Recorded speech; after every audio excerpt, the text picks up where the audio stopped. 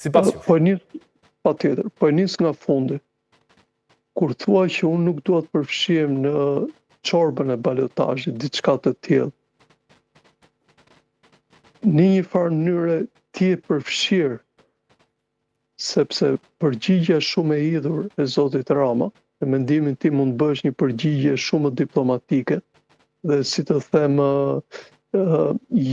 jo miqësore se sa dashamire me Kosovën në këtë rast. Dhe ju e dini që zoti Rama gjithmonë e ka përdorur këtë që vllajt vogël i falet gjithçka për zotin Kurti.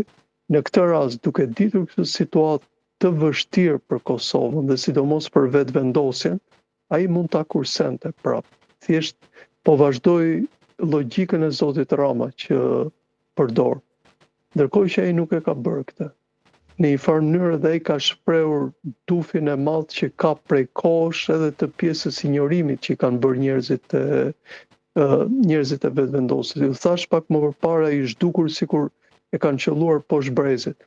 Ndërkohë që nga ana tjetër vetëvendosja, duke qenë në pozicion shumë të vështirë, e para që nuk ka mesazhe akoma për formimin e qeverisë, e dyta për pozicionimin e saj në zgjedhje, me çfarë pash sot ata dhe në Mitrovicën e Jugut kanë filluar të humbasin terren dhe po kalon domethënë gati mos të jetë në balotazh, mos gaboj edhe Mitrovica e Jugut, që është një komunë bajagi e madhe dhe me shumë potencë, ashtu siç është edhe Prishtina. Po besoj që edhe do të jetë në balotazh edhe Mitrovica. Edhe Mitrovica, dakord, por duhet të ishte pak e balancuar dhe pjesa e agresivitetit të zakonshëm të vetëvendosjes ndaj zotit Rama. Ju thatë me të drejtë kujt i shërben. Të them të drejtën, i shërben agjendave të dyve. I ka ardhur tamam me porosi ky moment, edhe Kurtit edhe Ramës.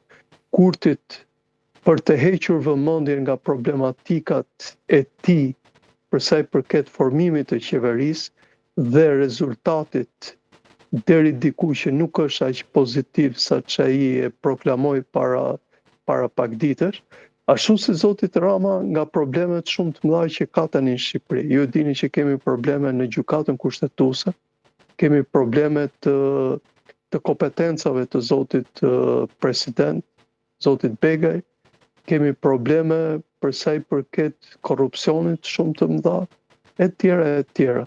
Dhe thjesht me një akt të tillë që askush nuk e kishte menduar disa orë më përpara, ata jo vetëm që kanë hequr vëmendje, po besoj dhe për 2 ditë, 3 ditë të tjera do vazhdoj kjo pjesa e kontributit të Shqipërisë, ishte apo nuk ishte, ashtu si nga ana tjetër nga Shqipëria për krahasit e zotit Rama, do vazhdojnë të thonë që Kurti sillet si e tillë. Në mendimin tim duhet t'ju them dhe një element tjetër. Vetëvendosja dhe Partia Socialiste janë parti binjake, sepse janë parti të ideologjisë së majtë të së qendrës. Dhe si të tilla, ato duhet kishin një aleancë, jo vetëm që janë parti të 2 vendeve shqiptare, por mbi të gjitha dhe një lloj mbështetje sepse janë pjesë e aleancës internacionale socialiste që ta mbështesin në ideologji njëra tjetrën, përveç pjesës së nacionalizmit e më the të thash. Paradoksi ndodh që zoti Rama shkon më mirë me partitë e djathta në Kosovë, sepse po ta ndiqni me kujdes nga ana ideologjike, zoti Rama po ta gërvisht është më i djathtë se sa Partia Demokratike këtu, ashtu si zoti Kurti, që nga i majt në Kosovë dhe është i majt i deklaruar, jo si partitë e tjera që kanë lëvizur e kështu si PDK-ja e kështu nga i majta ka kaluar djathtas, shkon më mirë me Partinë Demokratike që është një parti mirëfillje të djathtës së qendrës. Dhe kjo tregon që tek ne sakrifikohet dhe ideologjia thjesht për egon e kryetarëve të qeverisë që janë figurat më potente të shteteve tona. Dhe ky është shqetësim i madh. A ka rrezik që nesër më shumë se sa vetë qëllimi i tubimit në Tiranë të mbetet subjekt diskutimi kjo përplasje dhe sa mund ta demobilizoj shqiptarin atje, pra të thonë që fundja fundit nëse ka kësi përçarje pse duhet të jem në një tubim të tillë, të futem mes 2 kryeministrave. Po. Keni bërë një pyetje shumë logjike dhe shumë të drejtë. Pyetje tamam racionale.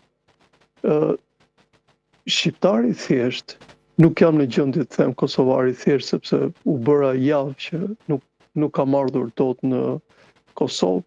Shqiptari thjesht gjykon më shumë me emocione dhe jo me arsye. Dhe në këtë rast unë besoj që thjesht për solidaritet me njerëzit e UÇK-s, patjetër që shqiptarët do dalin nesër. E para, emocioni i fashit të gjitha gjërat e tjera. Ndërsa, po të kishte një logjik që do të thotë, pse të shkojmë në protest kur krerët bëjnë politika të tilla përçarëse, patjetër që ai nuk do të ishte nesër. Po unë besoj që në mes nesh më shumë na ka mbajtur emocioni dhe dashuria se sa ajo logjika e ftohtë. Ne shqiptarët nuk jemi popull filozof, ne jemi popull emocional dhe jo shumë pak herë në histori ne kemi vuajtur nga emocionet jo të drejta. Por nesër emocioni unë besoj që është karburant i mirë që t'u shprehim një lloj respekti njerëzve të UÇK-s. Dhe çfarë besoni do të rezonojë nëse do të ketë një tubim madhështor?